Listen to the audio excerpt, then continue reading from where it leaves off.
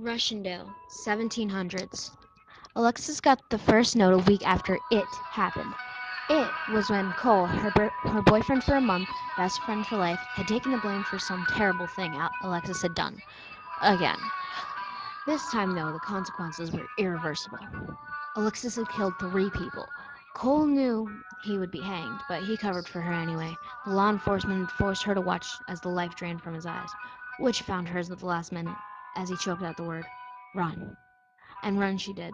For a week, Alexis had holed up in her room, not speaking to anyone, not sleeping, and barely eating. All she did was sob. Her best friends Emma and John stopped by. After trying to get her out of her room, and failing for 4 hours, they gave up and went home. Until she found the note, she stopped crying. It had been hidden under her pillow, and it held the words to a song popular in Rushendale, "The Hanging Tree."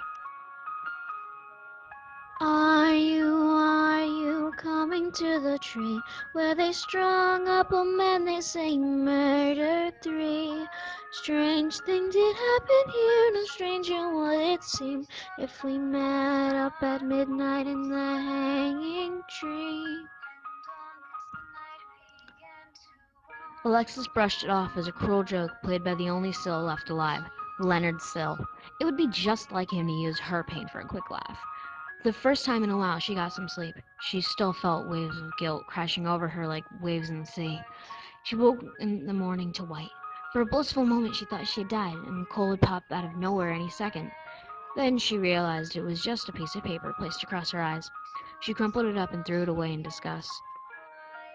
As it landed, it flattened out, as soon as though some unseen hand wanted her to see it.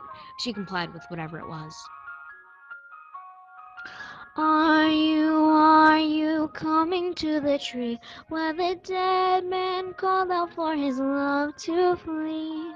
Strange things did happen here, no stranger would it seem if we met up at midnight in the hanging tree.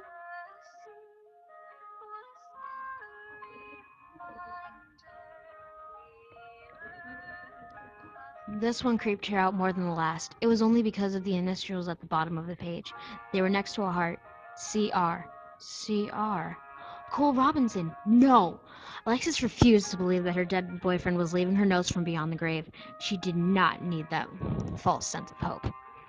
She opened the locket hanging around her neck. Inside was a black and white photo of Cole, laughing like Emma or John had just done something very stupid.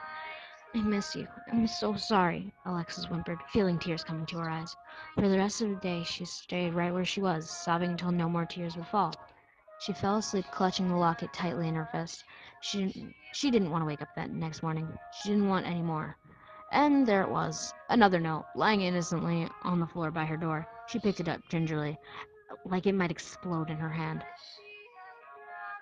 Are you coming to the tree where I told you to run so we would both be free? Strange things did happen here, no stranger would it seem if we met up at midnight in the hanging tree. She looked at the bottom of the paper. This one said, "I love you, Lexi. Cole." Alexis knew what she needed to do. That night she slipped out her window and picked up the rope that her neighbors used as a leash for their dog. As she walked down the street, her foot caught on a stone with a piece of paper pinned underneath. Alexis grabbed it and smoothed it out. Are you coming to the tree wearing a necklace of rope side by side with me? Strange things that happen here, no stranger would it seem if we met up at midnight in the hanging tree.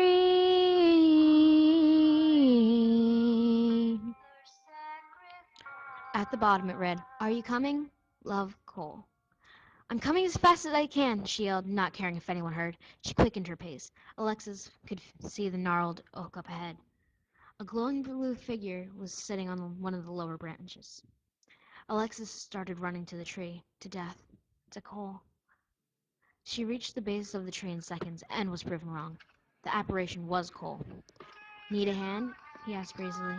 Alexis nodded, speechless, like all of those times in the past when she had wanted to tell Cole how she felt, but couldn't. The shade offered his hand.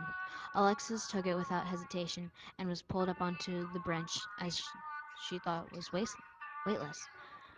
The moon was directly overhead. Alexis fashioned a slip knot, then tied the other end of a rope to the branch beneath her.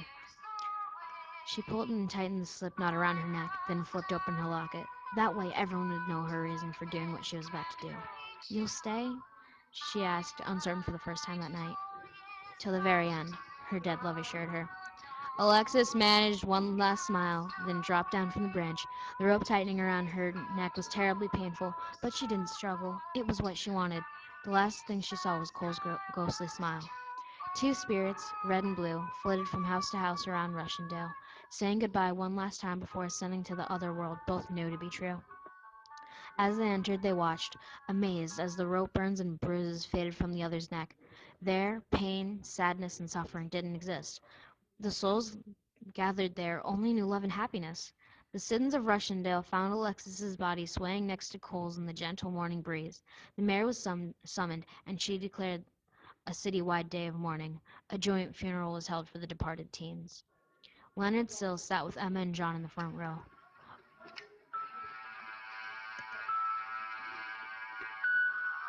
Otherworld, December 1999. "Alexis, tomorrow is the day. I spoke to the goddess. She said you'd keep us together," Cole exclaimed, still looking 13. Alexis, who had also retained her age, unlike some spirits, smiled.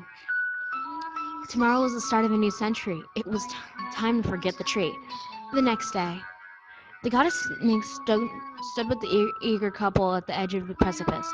She was chanting quietly. Neither of the souls could hear her. "Leap into the gorge, and you shall be born again. I took the steps to ensure that you'll find each other. This time I promise you a long, happy life," Nyx exclaimed. Cole and Alexis shared a final embrace, then jumped together. In the year 2000, Alexis Orion and Cole Robinson were reborn.